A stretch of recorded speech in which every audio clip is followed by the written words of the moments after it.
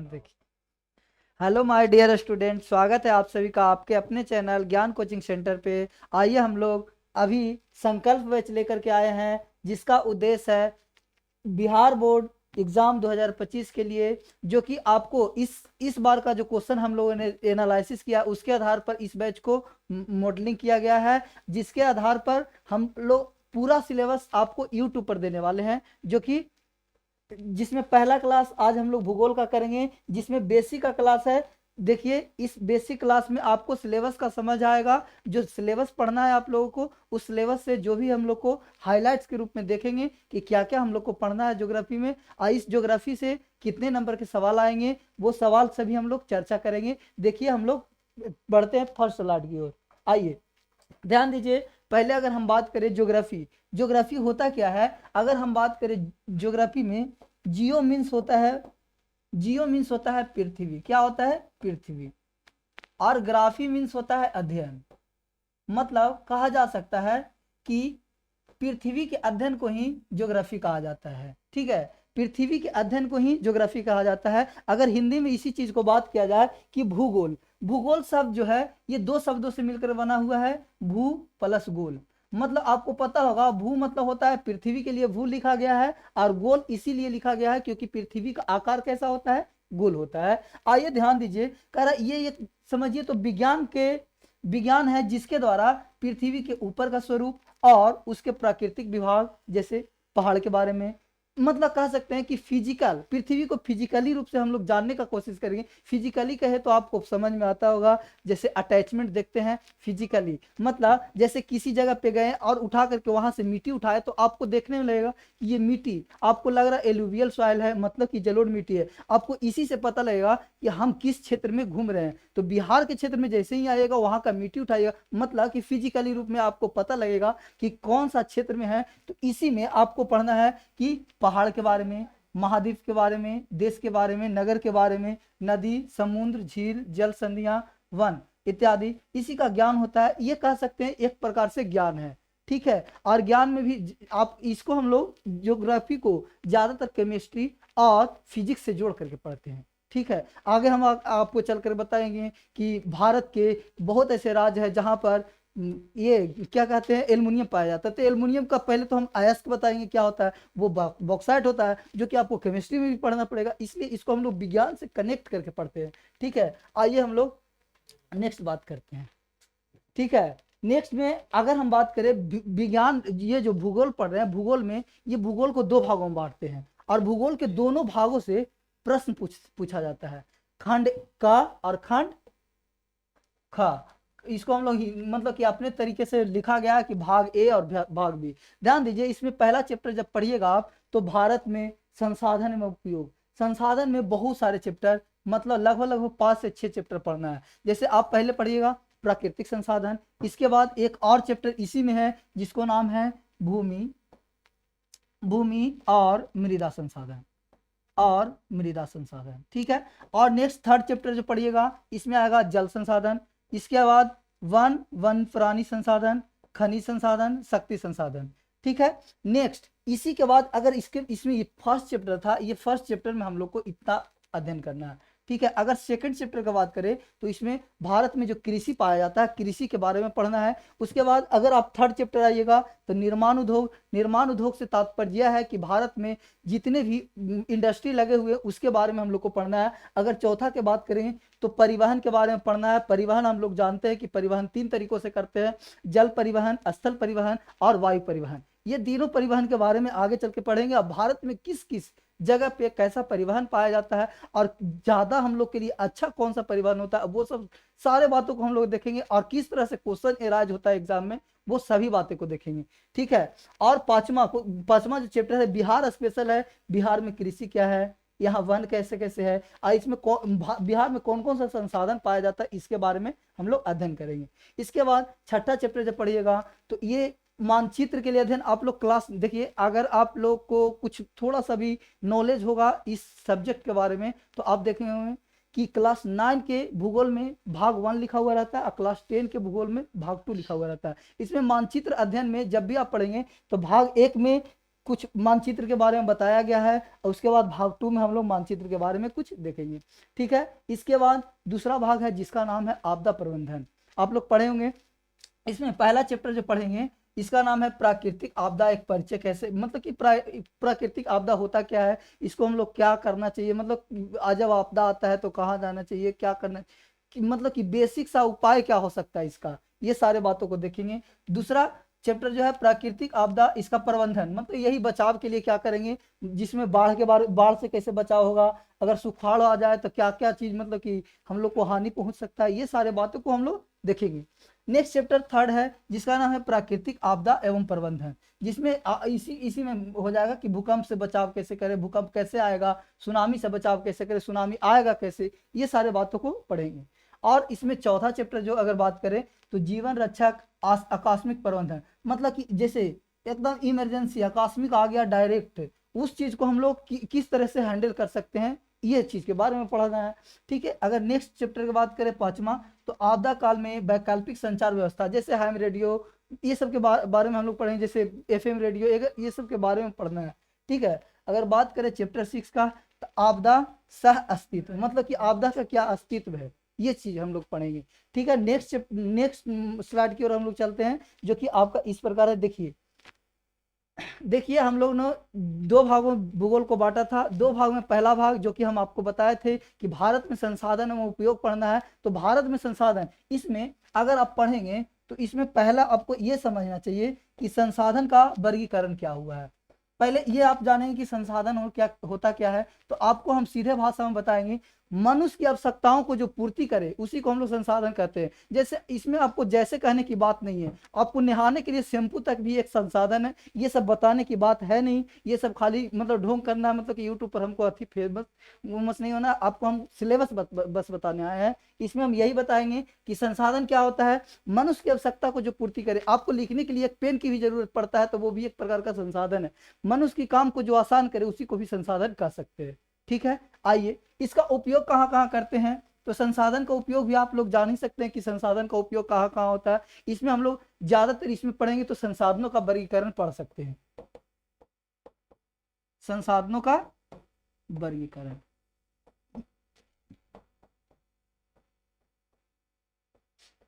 आइए संसाधनों का वर्गीकरण ध्यान दीजिए, अगर हम आपको बात बोल दिए कि देखिए ये वर्गीकरण जो है एक तरीका से नहीं कर सकते हैं, बहुत सारे तरीकों से कर सकते हैं। जैसे एक आदमी को भी बहुत सारे तरीकों से हम लोग वर्गीकृत कर सकते हैं। अगर बोल दिया जाए कि मैं अगर धर्म के आधार पे बोलूं तो मैं एक हिंदू हूं, अगर कल्चर के आधार पर बात करूं तो मैं एक मतलब कह सकते हैं बिहारी हूं, कल्चर मेरा बिहार का कल्चर है, जैसे जयमाला पर शादी ना होकर के मड़वा पर होता है तो कह सकते हैं ये भी हमारा।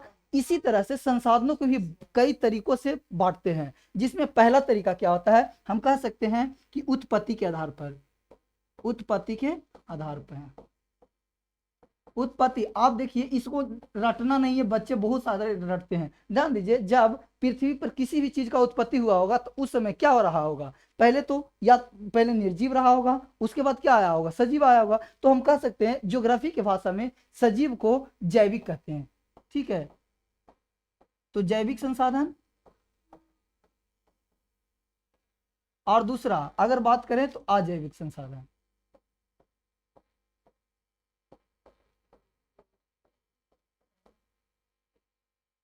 ध्यान दीजिए, अगर हम दूसरे आधार पर बात करें तो दूसरा होता है पुनः प्राप्ति के आधार पर या उपलब्धता के आधार पर। ध्यान दीजिए, तो वे संसाधन, कुछ ऐसे संसाधन भी हो सकते हैं, बस संसाधन एक ही रहेगा, बस उसको बांटने का तरीका अलग अलग हो सकता है। जिसमें हम दूसरा अगर बात करेंगे तो किसके आधार पर, तो पुनः प्राप्ति के आधार पर, पुनः प्राप्ति के आधार पर। ये ध्यान दीजिए, ये भी दो प्रकार का समझिए कि वे संसाधन एक ऐसा भी हो सकता है जिसको एक बार उपयोग करके दोबारा प्राप्त कर लें, कुछ ऐसे भी हो सकते हैं जिसको एक बार उपयोग करके दोबारा प्राप्त नहीं कर सकते हैं। तो ध्यान दीजिए उसमें कौन कौन हो सकता है, तो एक हो जाता है नवीकरणीय, नवीकरणीय, और दूसरा अनवीकरणीय।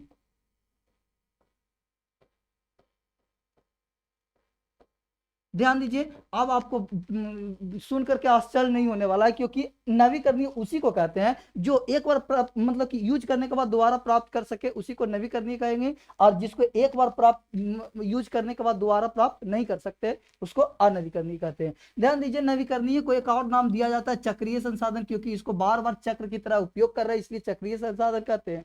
और इसी को एक और नाम दिया जाता है जिसको कहते हैं गैर परंपरागत संसाधन। ठीक है, इसमें अब ये अनवीकरणीय, इसको अचक्रीय कह देंगे, चक्रीय। और इसका एक और नाम रहता है जिसको बोल सकते हैं परंपरागत।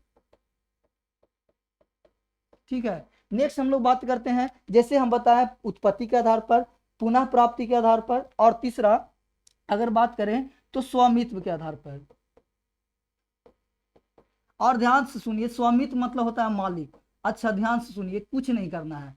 मालिक या तो आप खुद हो सकते हैं, एक हम खुद अपना किसी भी संसाधन का खुद मालिक हो सकते हैं। एक कौन हो सकता है, एक पूरा समूह का व्यक्ति हो सकता है। या तीसरा और कह सकते हैं कि वो संसाधन जिस पर अधिकार केवल भारत सरकार का हो या किसी भी देश का हो, उसको राष्ट्रीय। तो इसके आधार पर संसाधन चार प्रकार के, पहला निजी संसाधन, दूसरा क्या बोल सकते हैं सामूहिक संसाधन, और तीसरा राष्ट्रीय, और चौथा अंतरराष्ट्रीय। ठीक है, ये इसके आधार पे होता है। अगर हम चौथा बात करें किसके आधार पे, तो विकास के स्तर के आधार पर। ध्यान दीजिए, विकास के स्तर के आधार पर क्या होता है,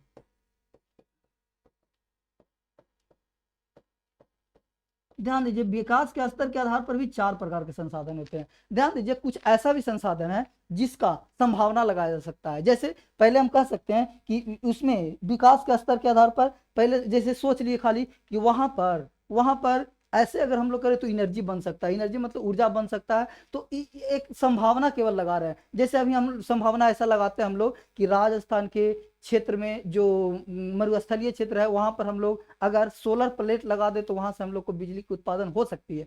तो क्या वहां पर हो सकती है, तो ये ऐसा संभावना है कि कर नहीं रहे हम लोग, मगर ऐसा संभावना है। तो पहला संसाधन संभावित संसाधन, दूसरा विकसित संसाधन। अगर हम बात करें विकसित संसाधन क्या हो सकता है, ध्यान दीजिए, ये हमारे पास बोर्ड है, बोर्ड क्या है, विकास हो चुका है। इमेजिनेशन में नहीं ना पढ़ा रहे हैं कि हम कुछ दूसरा कुछ है, ऐसा नहीं है। तो वे संसाधन जिसका विकास हो चुका हो उसको हम लोग विकसित संसाधन कहेंगे। और तीसरा होता है जिसको हम लोग कहते हैं विकसित संसाधन के एक और नाम रहता है ज्ञात संसाधन, वो भी आप याद रखेंगे। और अगर अगला हम बात करें तो संचित कोष संसाधन होता है, और एक होता है भंडारित संसाधन। ठीक है, ये चारों संसाधन होता है। इसमें हम लोग इसी के बारे में बात करेंगे, और संसाधनों पर बहुत सारे सम्मेलन हुए उसके बारे में बात करेंगे। नेक्स्ट चैप्टर को हम लोग देखते हैं, दूसरा चैप्टर क्या है। ध्यान दीजिए, दूसरा चैप्टर में जल संसाधन। ध्यान दीजिए, जल संसाधन कुछ नहीं, बहुत ज्यादा जानना है। अगर हम बात करें इस पृथ्वी के बारे में, तो पृथ्वी पर आपको पता होगा पृथ्वी पर जल कितना, जल की उपस्थिति 71% है, जिसमें पूरा जल का 2.42%, 2.4% बोल सकते हैं, 2.4% जो है हम लोग को पीने लायक है। बाकी 97.2% ये जो है खारा पानी है। ठीक है, ये सब हम लोग इसमें अध्ययन करेंगे। और ध्यान दीजिए, इसमें क्वेश्चन पूछा जाता है इस तरह से कि ध्यान दीजिए, ऊपर में बहुत ज्यादा पानी नहीं है, ऊपर में इधर आइएगा तो उत्तर अमेरिका, इधर आइएगा तो यूरोप आपको मिलेगा।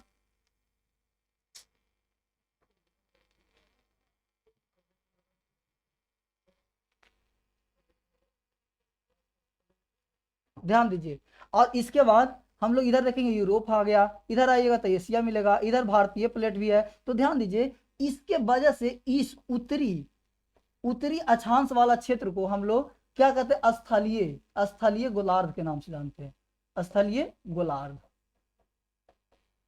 और ध्यान देंगे तो इधर केवल आपको ऑस्ट्रेलिया मिलेगा। यहाँ पर एक और देखिए, अफ्रीका देना भूल गए थे, अफ्रीका यहाँ पर है। और ध्यान दीजिए, इधर अफ्रीका के साथ इधर ऑस्ट्रेलिया मिलेगा आपको, इधर दक्षिण अमेरिका। इधर जल की मात्रा बहुत ज्यादा है, जिसके वजह से इसको हम लोग जलीय गोलार्ध भी कहते हैं, जलीय गोलार्ध। ये सब हम लोग बहुत डिटेल से पढ़ेंगे। केवल और केवल आपको हम इतना बताना चाह रहे हैं। ध्यान दीजिए, जब 71% जल होगा तो 29% क्या होगा, तो स्थल है हमारे पास, जिसमें ज्यादातर स्थल उत्तरी गोलार्ध में है। ठीक है, यही सब आपको जानना है। आगे चल के भारत में बहुत सारे जल विद्युत परियोजना, ये सब वगैरह सब इसी में हम लोग को पढ़ना है। ठीक है, नेक्स्ट स्लाइड की ओर हम लोग चलते हैं, जो कि इस प्रकार है, जिसका नाम है वन एवं वन प्राणी संसाधन। ध्यान दीजिए, वन आपको सभी को पता होता है। ध्यान दीजिए, वन क्या होता है, वन और वानिकी में अंतर होता है, आज आप लोग समझ लीजिए। देखिए वन क्या होता है, अगर प्रकृति के द्वारा बहुत मतलब बड़े क्षेत्र में अगर पेड़ पौधों का विकास हो जाता है उसको वन कहते हैं। अगर मनुष्य के द्वारा कुछ क्षेत्र में लगाया जाता है, जो विकसित किया जाता है वन, उसको हम लोग वानिकी कहते हैं। ठीक है, इतना बात आपको समझ में आया होगा। इसमें हम लोग बहुत सारे चीज पढ़ेंगे, जैसे बहुत सारे वन जीव संरक्षण क्षेत्र पढ़ेंगे, जैसे कह सकते हैं राष्ट्रीय राजमार्ग, सॉरी राष्ट्रीय नेशनल पार्क वगैरह के बारे में इसमें हम लोग चर्चा करेंगे, जो कि आगे आने वाले चैप्टर में हम लोग चर्चा करेंगे। ठीक है, नेक्स्ट आपके सामने ये है, ध्यान दीजिए। खनिज संसाधन, भारत में किस किस जगह पे कौन कौन से खनिज पाए जाते हैं, जिसके बारे में हम लोग इसी में चर्चा करने वाले हैं। जैसे दो चार को हम प्रमुख बता देते हैं। जैसे भारत में सबसे ज्यादा अगर कहीं खनिज पाया जाता है तो वो है भारत के एकदम ये जो दक्कन का पठार है ना, दक्कन के पठार में बहुत ज्यादा पाया जाता है, जिसमें सबसे प्रमुख रूप से अगर बात करें तो छोटा नागपुर पठार। छोटा नागपुर पठार को भारत का रूर प्रदेश कहा जाता है। रूर प्रदेश इसलिए इसको कहते हैं क्योंकि रूर एक जगह है जो कि इंग्लैंड में स्थित है, और इंग्लैंड में उस जगह पे बहुत ज्यादा खनिज पाया जाता है। जिस जगह पे किसी भी देश में ज्यादा खनिज पाया जाता है उसको हम लोग रूर के नाम से जानते हैं। इसलिए भारत में सबसे ज्यादा खनिज कहाँ पाया जाता है, छोटा नागपुर में, इसलिए छोटा नागपुर को भारत का रूर प्रदेश कहते हैं। ठीक है, नेक्स्ट चैप्टर में हम लोग इसके बारे में बहुत ज्यादा, देखिए इसमें हम लोग बहुत सारे स्लाइड पढ़ेंगे, क्योंकि इसमें भारत में कहाँ लोहा पाया जाता है, लोहा कितने प्रकार होते हैं, मतलब लोहा के कितने होते हैं, ये सब हम लोग सारे इसमें चर्चा करने वाले। ठीक है, नेक्स्ट चैप्टर हम लोग के सामने है, देखिए जिसका नाम है शक्ति या ऊर्जा। ध्यान दीजिए, शक्ति के जैसे ही बात करते हैं तो हम लोग बात करते हैं सर शक्ति हम लोग को कहाँ से मिलती है, जब कार्बन मेरे शरीर में रहे। कार्बन आपको पता होगा, ग्लूकोज भी खाते हैं, जो भी खाते हैं आपको ग्लूकोज का फॉर्मूला C6H12 है, O6। ध्यान दीजिए यहाँ पर क्या है, कार्बन। कार्बन, इससे स्पष्ट होता है कि शक्ति या ऊर्जा ये एक मात्र जरिया है जो कि कार्बन दे सकता है। और ये कार्बन हम लोग जिस देश के पास इस कार्बन की संख्या बहुत ज्यादा है उस देश को भी शक्तिशाली देश के रूप में गिना जाता है। जैसे आप अमेरिका को देखेंगे तो उसके पास परमाणु ऊर्जा बहुत ज्यादा है, या बहुत सारे मतलब कि कह सकते हैं टेक्नोलॉजी बहुत ज्यादा है, जिसके वजह से उसको शक्तिशाली देश के अंतर्गत रखा जाए। अगर भारत शक्ति या जैसे ऊर्जा की बात किए, जैसे कार्बन की बात किए, तो हम कह सकते हैं कि कार्बन में सर पेट्रोलियम, ये सारे चीज तो हम लोग के इसी में आता है। तो पेट्रोलियम अगर हम लोग आत्मनिर्भर बन जाए तो हम लोग भी एक शक्तिशाली देश के रूप में उभर सकते हैं। ठीक है, नेक्स्ट हम लोग बात करते हैं, नेक्स्ट इस चैप्टर में हम लोग यही सब पढ़ने वाले हैं कि कहाँ ये सब पाया जाएगा। ठीक है, आगे आइए नेक्स्ट चैप्टर, इसमें पढ़ना है कृषि। देखिए ये चैप्टर में हम लोग फर्स्ट पढ़ रहे थे क ख ग घ अंग। अब आइए ध्यान दीजिए, इसमें हम लोग कृषि, भारत में कृषि जो है, भारत में अगर बात करें कि सर कृषि क्या है, तो कृषि तो आपको पता होगा कि जिस जीविकोपार्जन को चलाने के लिए हम लोग अपने मिट्टी या अपने मृदा या अपने खेत में जो मतलब कि उत्पादन करते हैं उसी को हम लोग कृषि कहते हैं। ध्यान दीजिए, ये कृषि जो है भारत में किस किस क्षेत्र में कहाँ कितना ज्यादा पाया जाता है वो सब हम लोग इसमें देखेंगे। और भारत में अगर इसमें मतलब कि इस बार ऐसा क्वेश्चन आया भी है कि चावल के लिए कितना तापमान चाहिए, ये सब वगैरह क्वेश्चन आते रहता है, तो हम लोग चावल गेहूं के बारे में जानेंगे। जिसमें अगर हम आपको बता देना चाहते हैं, चावल के क्षेत्र में सबसे आगे है पश्चिम बंगाल, गेहूं में आप आइएगा तो उत्तर प्रदेश। इसी तरह से सारे चीज को हम लोग अध्ययन करेंगे इस चैप्टर में।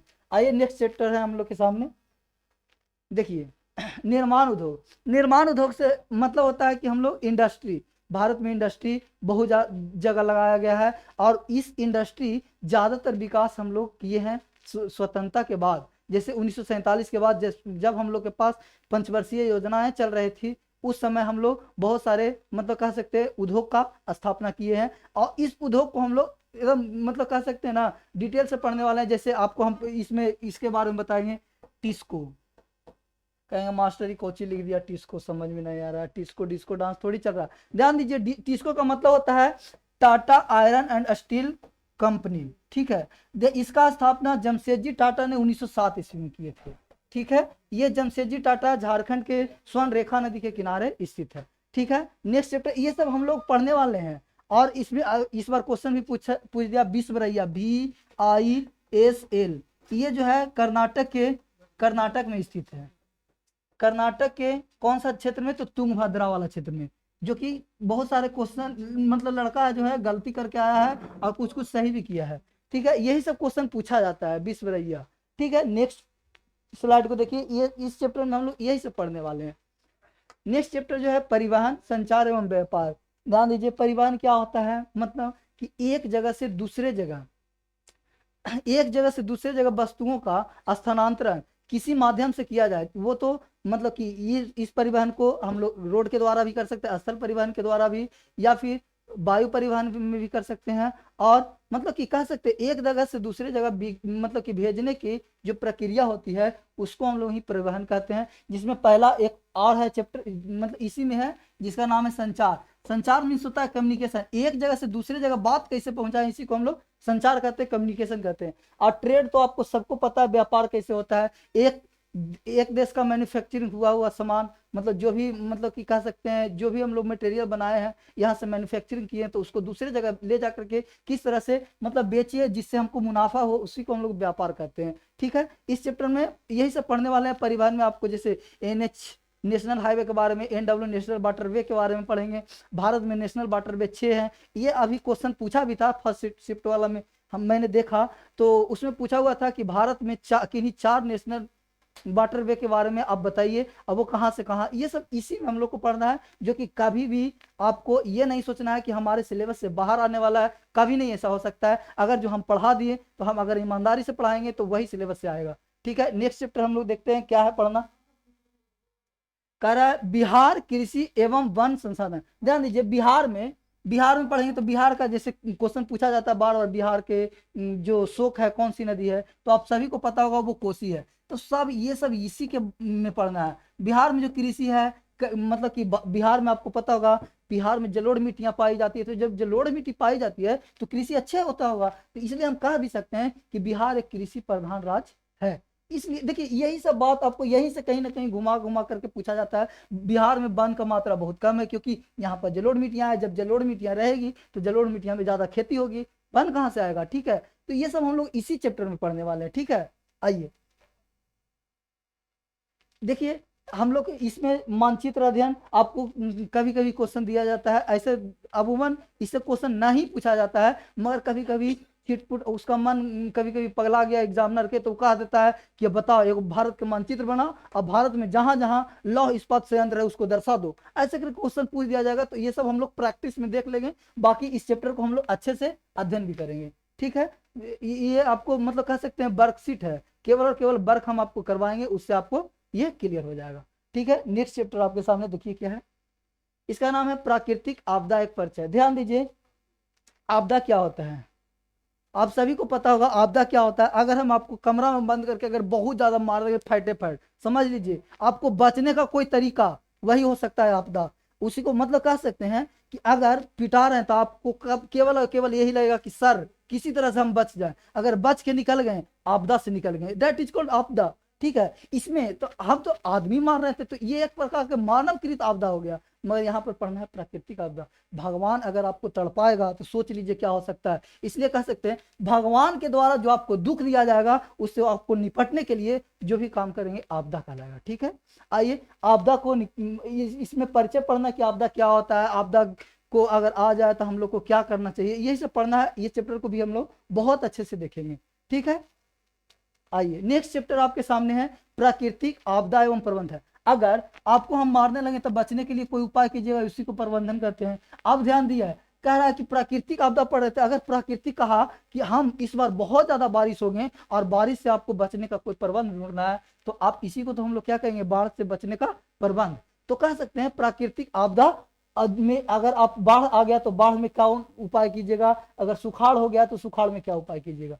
ठीक है, भारत एक राज्य है, वो अपना एक पॉलिसी रखता है जिसका नाम है तमिलनाडु। कहता है कि अगर प्रत्येक घर के छत का पानी जो बरसात में आता है वो अपने घर के नीचे टैंक में अगर जमा करके नहीं रखेगा तो उसको संवैधानिक कानूनी दंड दिया जाएगा। इस तरह से अगर हम लोग इस मतलब कि पूरे भारत में अगर लागू कर दिए तो कह सकते हैं कि आने वाला दिन में हम लोग को कभी आपदा का अगर सुखाड़ का मतलब कह सकते कभी सामना भी करना पड़े तो उसको हम दूर कर सकते हैं।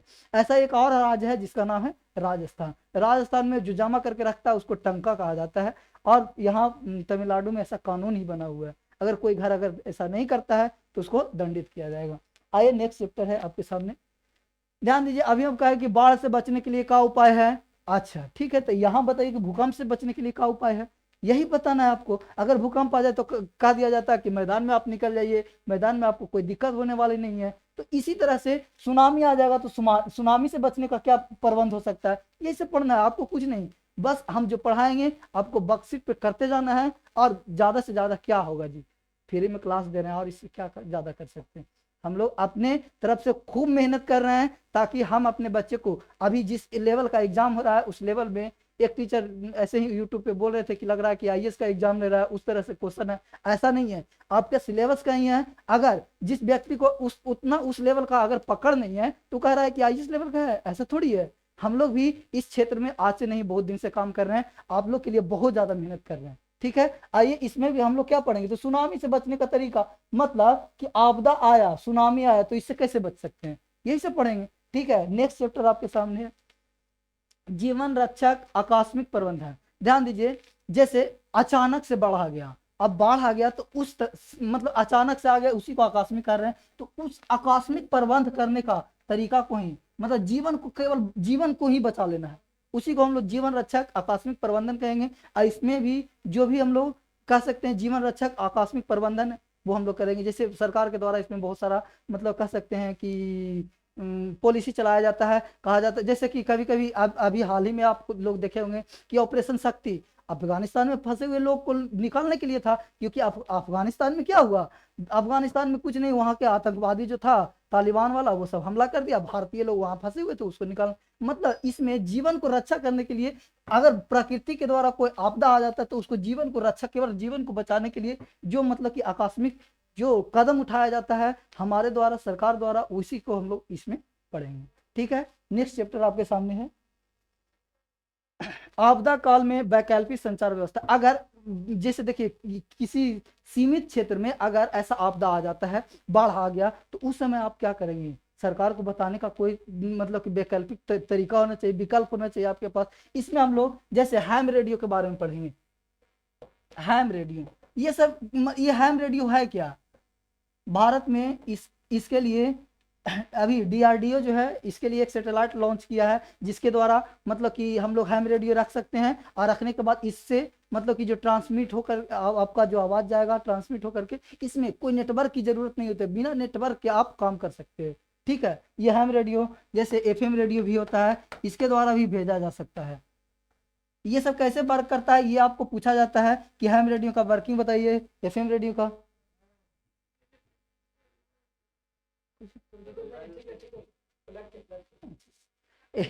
एफएम रेडियो का क्या प्रयोग है, कैसे वर्क करता है, ये सब हम लोग देखने वाले हैं, ठीक है। नेक्स्ट चैप्टर आपके सामने क्या है, देख लीजिए, ये लास्ट चैप्टर है, आपदा और सह अस्तित्व। ध्यान दीजिए, अगर आपदा आ गया तो मतलब को बाइंडिंग करके, मतलब कि किसी के साथ में मिल करके कैसे बच सकते हैं, ठीक है। इसी को मतलब कह सकते हैं, अगर आपदा आया तो सह अस्तित्व, मतलब अपना अस्तित्व बचाने के लिए किसी का सहारा लेकर के हम बच सकते हैं, ठीक है। इसी को हम लोग, इस चैप्टर को भी हम लोग डिटेल में देखेंगे, और बहुत ज्यादा नहीं है, बस 2-2 पेज का है ये सब चैप्टर, बस, ठीक है। आज हम इतना ही समाप्त करते हैं। Thanks for watching this video. आप लोग के सपोर्ट अगर बना रहेगा तो हम लोग इसी तरह से मेहनत करते रहेंगे। Thank you.